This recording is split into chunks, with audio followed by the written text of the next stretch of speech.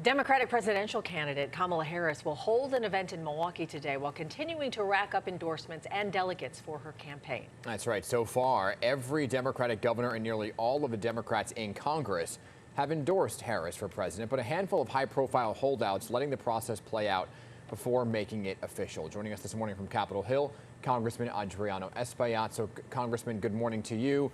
Thanks for taking the time out of your busy schedule to talk to us about this all-important issue. Good to see you.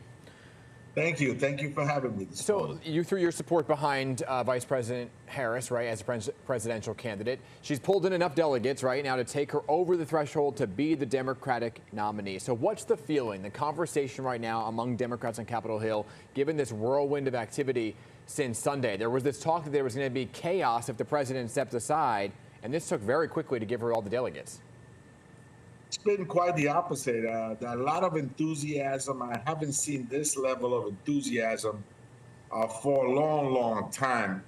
Maybe since President Obama was running for president, right? This is really a campaign that has brought America together. She's raised over $100 million.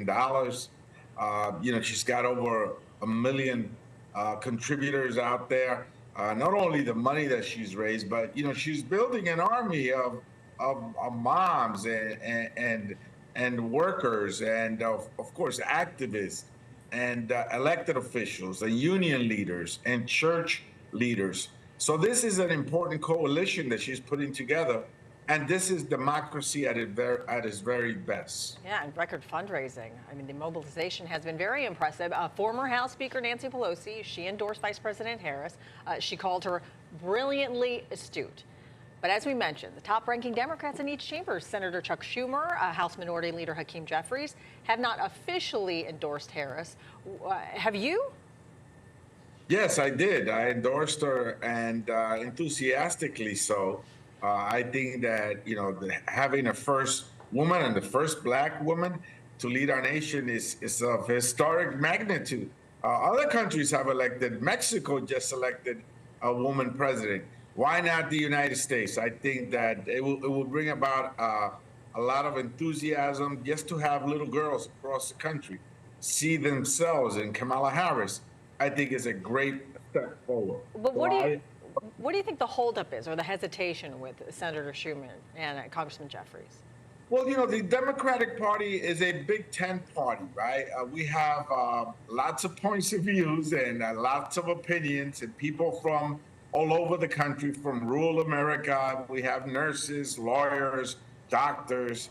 We have, of course, people from agriculture. We have everybody there, immigrants like myself. So I think that both leaders need to really have a conversation with their caucus before they move forward. And I think that's the prudent way to do it, is to listen and then move forward. Right, but when she has the delegates and she's now the nominee, and all of the Democrats are talking about uniting and unifying and having a message moving forward, isn't it odd not to have the two leaders of the party not part of that unifying message?